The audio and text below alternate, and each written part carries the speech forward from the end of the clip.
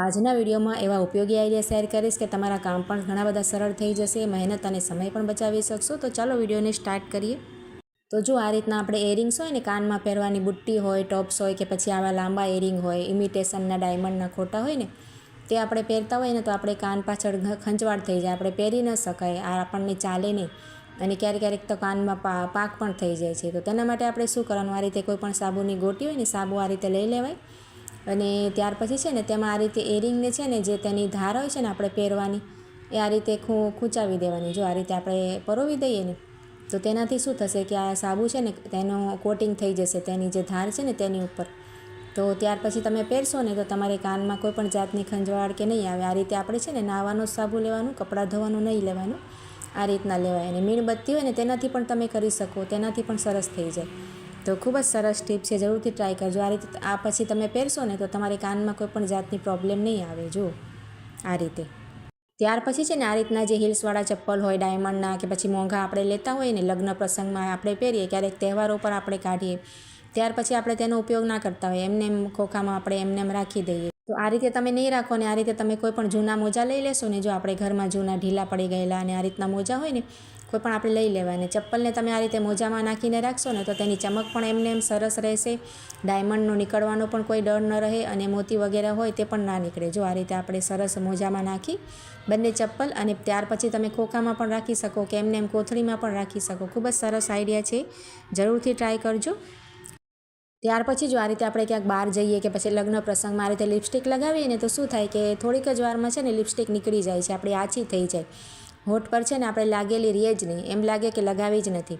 તો આપણે શું કરવાનું, તેના માટે છે ને આ રીતનું લિપસ્ટિક લગાવીને ત્યાર પછી આ રીતે પાવડર તમે લઈ લેશો ને, કોઈ પણ પાવડર આપણી પાસે સરસ હોય ને મોઢા ઉપર લગાવવાનું, તે આપણે શું કરવાનું, આ રીતે છે ને હોઠ પર લગાવી દેવાનું। લિપસ્ટિક લગાવ્યા પછી આવી રીતે છાંટી દેવાનું। આપણે તમે કોમ્પેક્ટ પણ ઉપયોગ કરી શકો તેનો પણ, અને ત્યાર પછી પાવડર નાખીને આ રીતે ટીશ્યુ પેપરને છે ને તેને હળવા હાથે આ રીતે કરી દેશો ને, તમે પાવડર લગાવશો ને એક કોટિંગ લિપસ્ટિક ઉપર કોઈ પણ, તો તમારી સરસ ઘણી વાર સુધી લિપસ્ટિક તમારી એમને એમ રહેશે। જો આ રીતે નીકળશે પણ નહીં અને એકદમ મેટ લિપસ્ટિક હોય છે ને એ રીતની થઈ જશે। જો આ રીતે આપણે લિપસ્ટિક છે ને સરસ ઉપયોગ તેનો કરી શકાય। અને આ રીતે આપણે કોઈ પણ જાતનું મેકઅપ રિમૂવર નહીં વાપરવાનું, આ રીતે તમે નારિયેળ તેલના 2-3 ટીપા નાખી દેવાના। લિપસ્ટિક આપણે કાઢવી હોય કે પછી કોઈ પણ ફાઉન્ડેશન વગેરે તેમાં આ રીતે તમે કરશો ને, ત્યાર પછી ટીશ્યુ પેપરથી સરસ તમે લૂછશો ને તો થોડીક જ વારમાં આ રીતે લિપસ્ટિક આપણે નીકળી જાય। જો આ રીતે આપણે ઘસવું પણ ન પડે અને સરળતાથી તેલથી આપણે નુકસાન પણ ન થાય, કોઈ પણ જાતનું ચામડી પર એલર્જી પણ ન થાય અને કંઈ પણ ન થાય। જો આ રીતે તમે કરશો ને તો સરસ આપણે લિપસ્ટિક નીકળી જાય છે। તો ખૂબ જ સરસ આઈડિયા છે। ત્યાર પછી જો આ રીતના આપણે કોલર હોય ને શર્ટના, કોઈ પણ મોટાના કે બાળકોના યુનિફોર્મના હોય, ખૂબ જ મેલા થતા હોય છે। જો આ રીતે તો આપણે છે ને મશીનમાં નાખીએ તો કોલર ક્યારેક ક્યારેક ગંદા રહી જાય કે સાફ ન થાય, તો તેના માટે આપણે શું કરાય, તમને એક સરસ આઈડિયા બતાવું છું।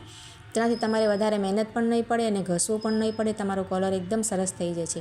તેના માટે આપણે છે ને શેમ્પૂ લઈ લેવાય। જો આ રીતને ₹1 શેમ્પૂની પાઉચ હોય છે ને તે આપણે એક લઈ લેવાય। જો આ રીતે તમારી પાસે બોટલ હોય તો તે પણ તમે અડધી ચમચી એટલો યુઝ કરી શકો છો। અને કોઈ પણ તમારી શર્ટનો કોલર આ રીતે વધારે મેલો થઈ જાય ને તો આ રીતે આપણે શેમ્પૂ તેની ઉપર સરસ લગાવી દેવાનું પહેલાં, અને ત્યાર પછી છે ને આપણે હાથથી તેને થોડો હળવા હાથે ઘસી નાખવાનો, તો તમારે કોલર ફાટે પણ નહીં। આપણે વધારે બ્રશ મારીએ તો કોલર વહેલા ફાટી જતા હોય છે, ખરાબ થઈ જાય। તો આ રીતે તમારે શેમ્પૂ છે ને તે લગાવી દેવાય, અને શેમ્પૂ લગાવીને તમે વોશિંગ મશીનમાં કપડાં સાથે પણ નાખી શકો, તેનાથી પણ સરસ સાફ થઈ જશે, આપણને ઘસવું ના પડે। જો તેનાથી આપણી મહેનત પણ બચી જશે, સમય પણ ઓછો લાગશે। આ રીતે તમે હાથથી પણ કરી શકો, મશીનમાં નાખતા પહેલાં આ રીતે કરી નાખો ને તો પણ સરસ થઈ જાય। જો અને આ રીતે તમને જો પાણી નાખીને પણ બતાવું છું, એકદમ આપણો તેનો મેલ છે ને એકદમ નીકળી જાય છે। જો આ રીતે તો ખૂબ જ સરસ આઈડિયા છે, તમે જરૂરથી એકવાર ટ્રાય કરજો। આ રીતે શેમ્પૂ લગાવીને આપણને બરસ મારવાની જે મહેનત થાય છે ને તે પણ આપણે ઓછી થઈ જાય અને આપણો શર્ટ પણ ખરાબ ન થાય, ફાટે પણ નહીં। જો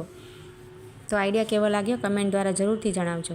ત્યાર પછી જો આ રીતના આપણે લીંબુ ઘણા બધા લઈ આવીએ ને, જ્યારે સસ્તા થઈ જાય તો આપણે છે ને ઘણા બધા લઈ આવીએ તો ખરાબ થઈ જાય, તો તેના માટે છે ને આપણે આ રીતે ન્યૂઝપેપરમાં તમે આને આ ફોલ્ડ કરીને રાખશો ને લીંબુને, આ રીતે જો ન્યૂઝપેપરમાં આ રીતે રાખી અને ત્યાર પછી તેને આ રીતે કરી લેવાનું। તો આ રીતે તમે કન્ટેનરમાં રાખો કે પછી કોથળીમાં પણ રાખી શકાય, તો ખૂબ જ સરસ તમારે લાંબા સમય સુધી લીંબુ ખરાબ નહીં થાય, તેનો રંગ પણ એવો ને એવો જળવાઈ રહેશે અને છે ને લીંબુ સરસ આપણે ઘણા દિવસ સુધી વાપરી શકાય। જો આ રીતે આપણે વાટકામાં કે કોઈ ડબ્બો હોય એમાં પણ રાખી શકો કે કોઈ કોથળીમાં તમે રાખતા હો તેમાં પણ તમારે આ રીતે ન્યૂઝપેપરમાં રાખી અને તમે રાખશો તો લીંબુ તમારા સરસ રીતે રહેશે। તો ખૂબ જ સરસ ટિપ્સ છે। આજના બધા આઈડિયા કેવા લાગ્યા કમેન્ટ દ્વારા જરૂરથી જણાવજો. સારા લાગ્યા તો લાઇક કરજો અને ચેનલને સબસ્ક્રાઈબ કરજો.